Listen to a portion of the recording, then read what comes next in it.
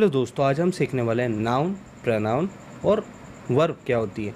ये तीनों टॉपिक हम एक ही वीडियो में 5 मिनट के वीडियो में कवर कर देंगे, तो आपको बहुत आसानी से ये समझ में आ जाएगा। तो ये 5 मिनट का वीडियो आप ज़रूर देखिएगा ताकि आपके सारे कॉन्सेप्ट क्लियर हो जाए।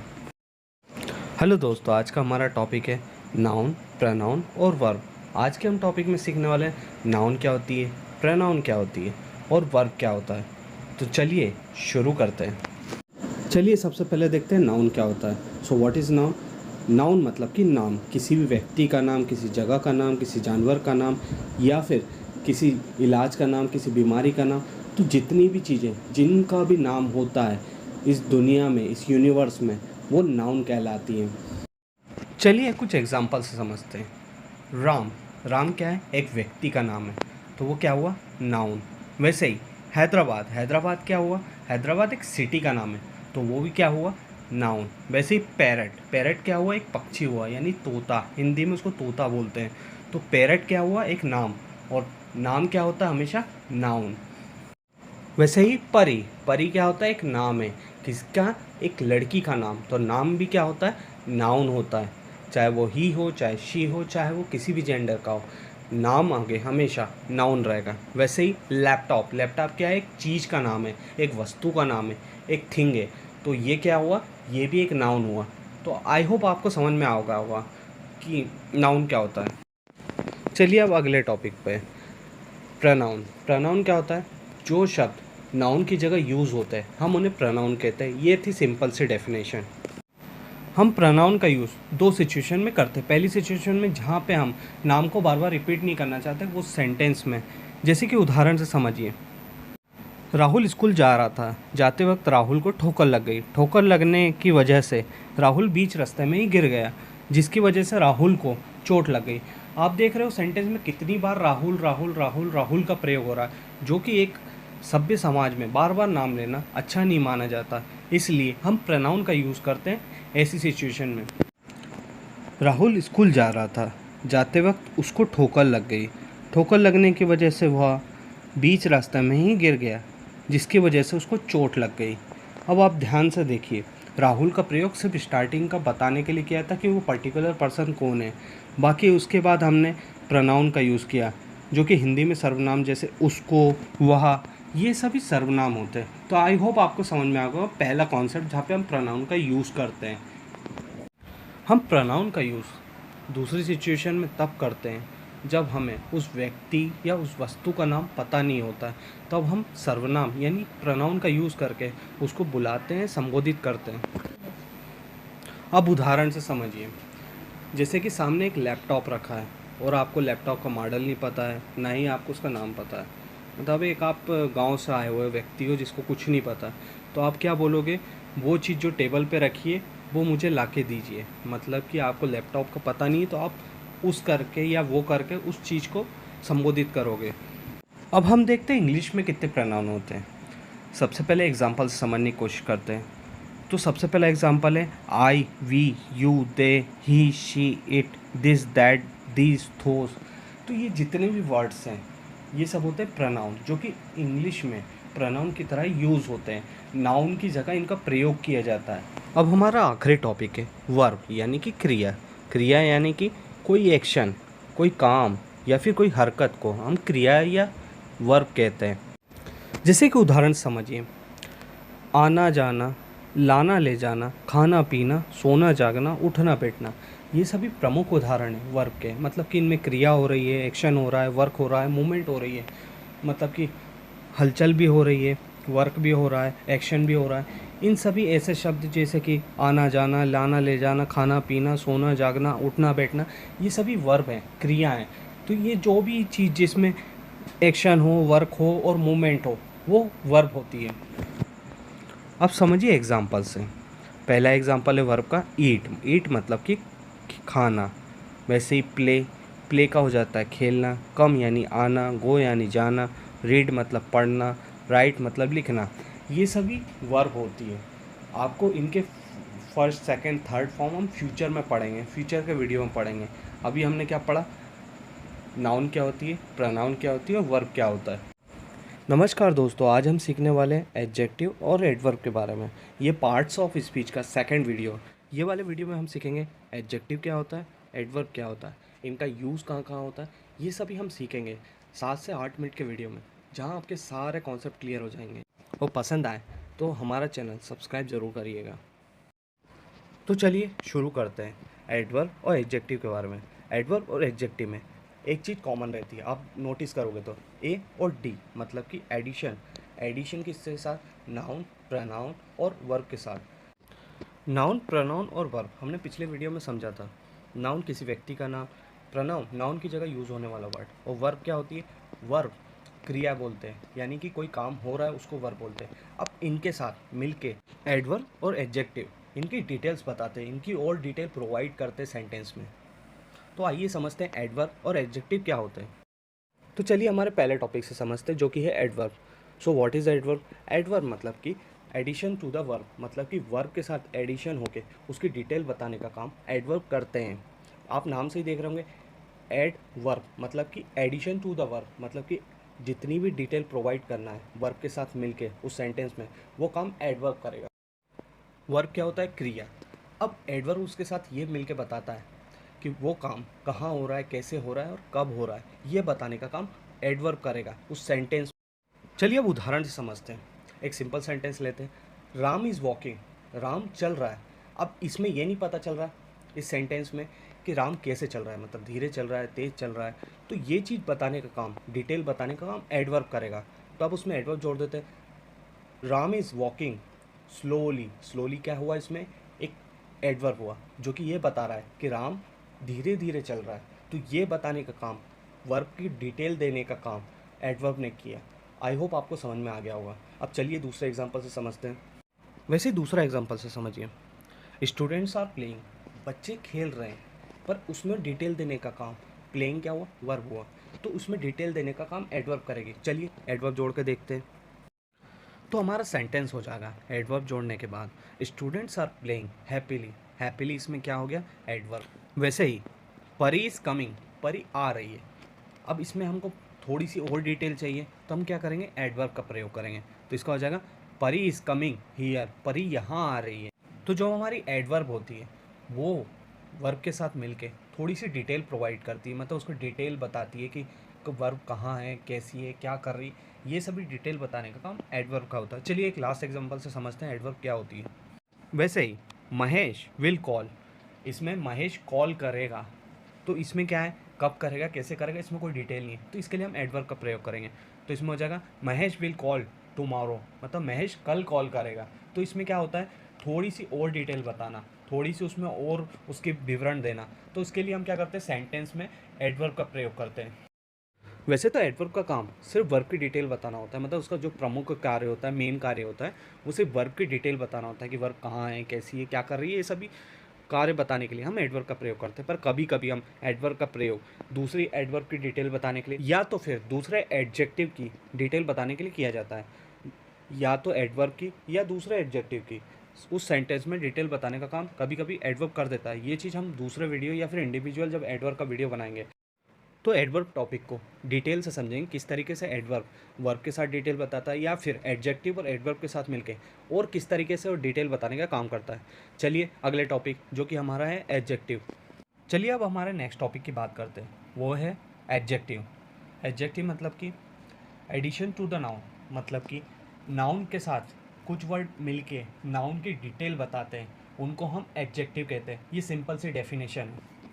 पिछले वीडियो में हमने समझा था कि नाउन की जगह यूज़ होने वाले वर्ड्स को हम प्रनाउन कहते हैं। तो वैसे ही जो प्रनाउन होते हैं उनके साथ भी जो वर्ड ऐड होके उसकी डिटेल बताते हैं, तो उनको भी एडजेक्टिव कहा जाता है। नाउन और प्रनाउन के साथ मिलके कुछ शब्द उनकी जो डिटेल बताते हैं, उन शब्दों को हम एडजेक्टिव कहते हैं इंग्लिश में, यानी कि विशेषण। हिंदी में हम उसको विशेषण कहते हैं और इंग्लिश में हम उसको एडजेक्टिव कहते हैं। तो सिंपल सी डेफिनेशन होती है, जो भी शब्द नाउन या फिर प्रनाउन संज्ञा या सर्वनाम के साथ मिलके उनकी विशेषता बताए, या फिर उनकी डिटेल बताए, या फिर उनकी क्वालिटीज़ बताए, तो ऐसे शब्द एडजेक्टिव कहे जाते हैं इंग्लिश में।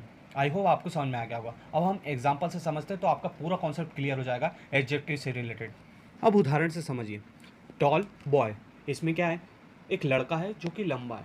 तो उसकी विशेषता क्या है, वो लंबा है। तो टॉल क्या हुआ, उसकी विशेषता बताने वाला शब्द हुआ। तो एडजेक्टिव क्या हुआ, टॉल, और बॉय क्या हुआ, नाउन। तो नाउन की जो विशेषता बता रहा है वो क्या हुआ, एडजेक्टिव, तो टॉल बॉय। वैसे ही दूसरा उदाहरण है रेड बॉक्स, मतलब कि एक बॉक्स है जिसका कलर रेड है, उसकी विशेषता क्या है, वो रेड कलर का है, और बॉक्स क्या हुआ, एक नाउन हुआ। तो रेड और बॉक्स, रेड इसमें क्या हो गया, एडजेक्टिव, और बॉक्स हो गया नाउन। वैसे ही वाइड रोड, रोड क्या है, एक वाइड है, मतलब कि चौड़ी है। तो चौड़ी और सड़क, उसमें सड़क क्या है, एक नाउन है, और उसकी विशेषता क्या बता रहा है, वाइड, मतलब कि चौड़ी है। तो ये बताने वाला शब्द क्या हो जाता है, एडजेक्टिव। वैसे ही एक्सपेंसिव कार, मतलब कि कार है जो कि महंगी है, जो कि बहुत ज़्यादा महंगी है, एक्सपेंसिव है। तो एक्सपेंसिव क्या हो गया, एक एडजेक्टिव हो गया, और कार क्या हो गया, एक नाउन हो गया, और नाउन की विशेषता बताने वाले वर्ड को हम क्या बोलते हैं, एडजेक्टिव। वैसे एक मज़ेदार फैक्ट है, आप एडजेक्टिव के आगे अगर एल वाई का प्रयोग करो, कुछ एडजेक्टिव ऐसे होते हैं जिनके आगे अगर एल वाई लगा दिया जाए तो एडवर्ब में कन्वर्ट हो जाते हैं। जैसे कि स्टूडेंट्स आर हैप्पी, इसमें हैप्पी क्या हुआ, एडजेक्टिव। वैसे ही स्टूडेंट आर प्लेइंग हैप्पीली, अगर इसके आगे हैप्पी के आगे एल वाई का प्रयोग करके हमने उसको हैप्पीली बना दिया, जो कि एक एडवर्ब है। कुछ ऐसे एडजेक्टिव को हम और एग्जांपल से समझने की कोशिश करते हैं जिनके आगे अगर एल वाई लगाया जाए तो एडवर्ब बन जाते हैं। तो ऐसे कुछ शब्द होते हैं जिनके आगे अगर एल वाई लगाया जाए तो वो एडवर्ब बन जाते हैं। जैसे कि केयरफुल के आगे एल वाई का प्रयोग करें तो वो हो जाएगा केयरफुली, जो कि एक एडवर्ब है। वैसे ही केयरलेस, जो कि एक एडजेक्टिव है, उसके आगे अगर एल वाई लगा जाए तो हो जाएगा केयरलेसली, जो कि एक एडवर्ब बन जाएगा। वैसे ही ब्यूटीफुल, जो कि एक एडजेक्टिव है, जो कि एक विशेषण है, अगर उसके आगे एल वाई लगाया जाए तो बन जाएगा ब्यूटीफुली, जो कि एक एडवर्ब बन जाएगा।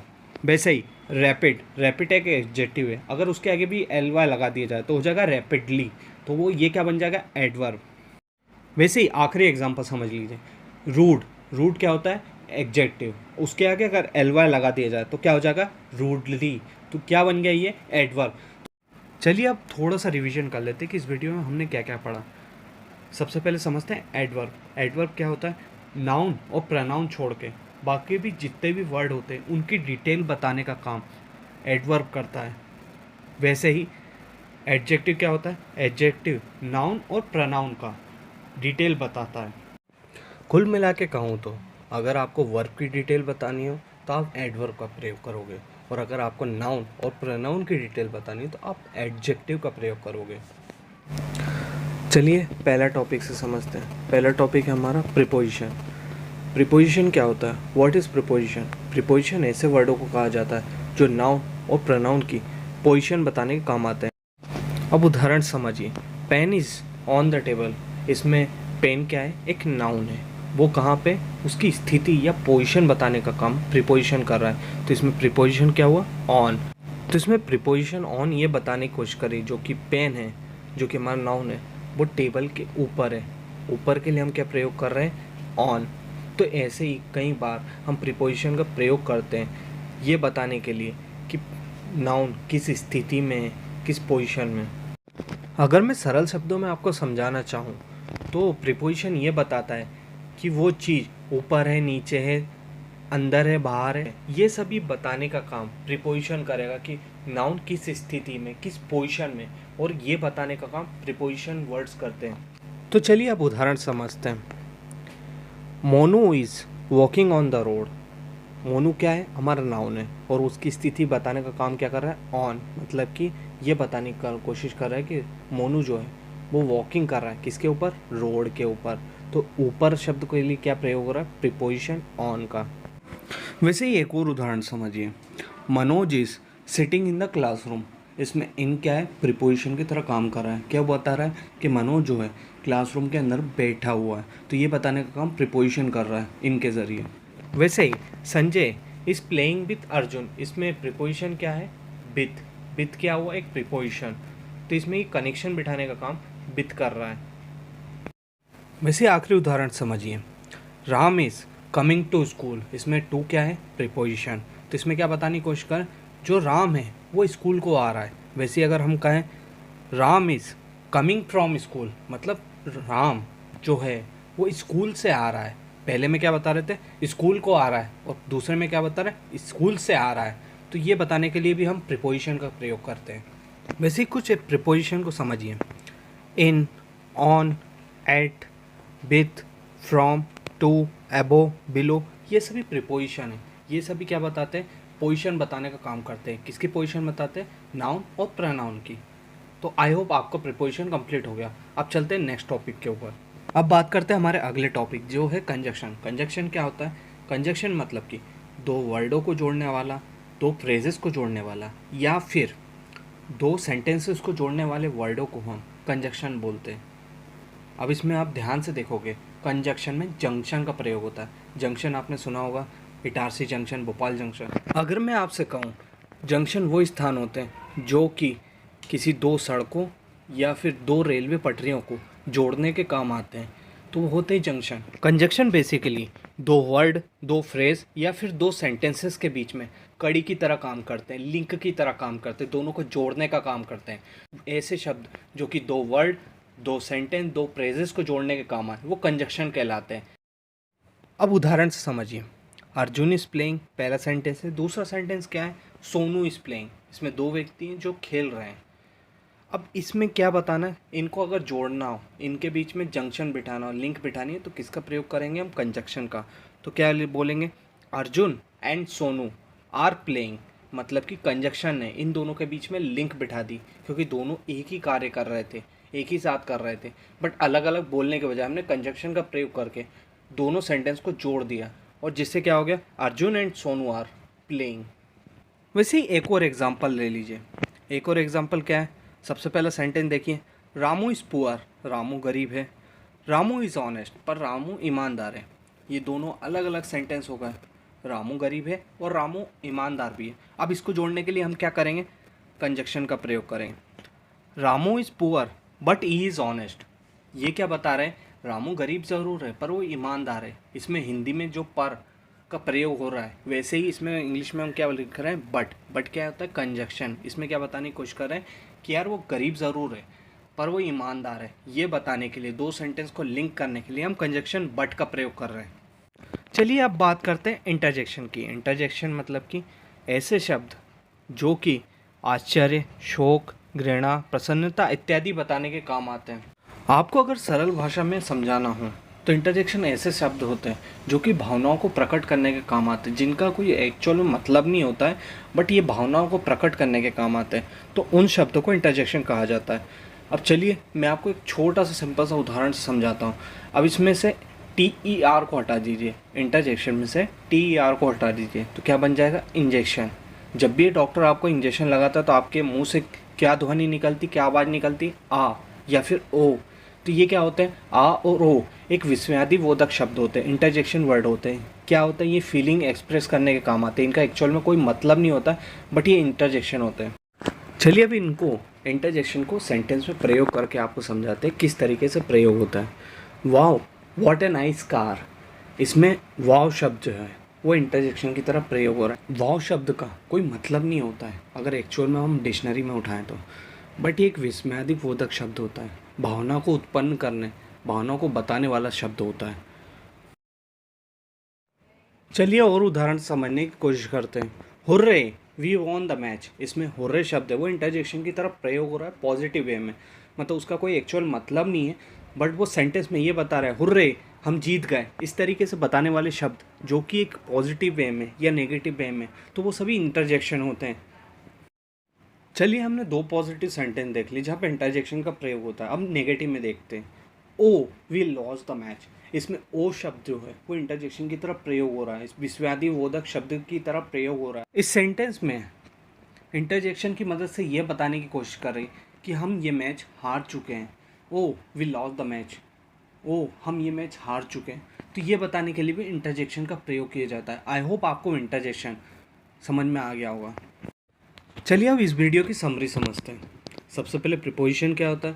प्रीपोजिशन वो वर्ड होते हैं जो कि नाउन और प्रोनाउन की पोजीशन बताने के काम आते हैं कि वो कहाँ पे हैं, उनकी स्थिति क्या है, डायरेक्शन क्या है, समय क्या है, ये सभी बताने का काम प्रीपोजिशन करेगा, मतलब उसकी स्थिति, उसकी पोजीशन, जो कि नाम में ही मिलेगा, प्रीपोजिशन। चलिए अब समझते कंजक्शन क्या होता है। कंजक्शन दो शब्दों, दो फ्रेजेस या फिर दो सेंटेंस को जोड़ने वाले वर्डों को कंजक्शन कहा जाता है। कंजक्शन वर्ड को आप ध्यान से देखोगे तो उसमें जंक्शन का प्रयोग होता है। जंक्शन क्या होता है? दो रास्तों को, दो पटरियों को जोड़ने वाली जगह को हम जंक्शन कहते हैं। वैसे कंजक्शन क्या होता है, दो वर्ड को, दो फ्रेजेस को, दो क्लॉजेस को और दो सेंटेंसेस को जोड़ने वाले शब्दों को हम कंजक्शन कहते हैं। अब बात करते हैं इंटरजेक्शन की। इंटरजेक्शन में से टी ई आर हटा दे तो क्या बन जाता है, इंजेक्शन। जब डॉक्टर इंजेक्शन लगाता है तो क्या होता है, आ या ओ की ध्वनि निकलती दर्द के मारे, तो वो भी एक विस्मयादिबोधक शब्द हो रहते हैं जो कि फीलिंग को एक्सप्रेस कर रहे हैं, फीलिंग को बता रहे हैं। कुल मिला के इंटरजेक्शन वो शब्द होते हैं जो कि फीलिंग को एक्सप्रेस करने के काम आते हैं। उम्मीद करता हूँ आपका ये टॉपिक कंप्लीट हो गया होगा, आपको अच्छे से प्रीपोजिशन, कंजक्शन और इंटरजेक्शन समझ में आ गया होगा और आगे से आपको तकलीफ भी नहीं जाएगी इन टॉपिक को। अगर आप रिपीट करके एक और बार देखोगे, हमारे जो प्लेलिस्ट बनाई उसमें जाके पहले नाउन, प्रोनाउन, वर्ब वाला वीडियो है, दूसरा में हमने एडवर्ब, एडजेक्टिव को समझा और तीसरे में ये समझा है प्रीपोजिशन, कंजक्शन और इंटरजेक्शन। आप ये 3 वीडियो लेक्चर को सीक्वेंस में देखना, पहले नाउन, प्रोनाउन, वर्ब, दूसरा एडवर्ब, एडजेक्टिव, तीसरा कंजक्शन, प्रीपोजिशन और इंटरजेक्शन। इसके बाद आपको पार्ट्स ऑफ स्पीच में कभी लाइफ टाइम में दिक्कत नहीं जाएगी, इसकी गारंटी मैं देता हूँ। उम्मीद करता हूँ आपको ये वीडियो पसंद आया तो लाइक करें, शेयर करें और सब्सक्राइब करें। और हाँ, ज़्यादा से ज़्यादा लोगों तक ये वीडियो पहुँचाने की कोशिश करें। और हाँ, हमारी वेबसाइट www.englishpur.in को विज़िट करना ना भूलें। Thanks for watching guys.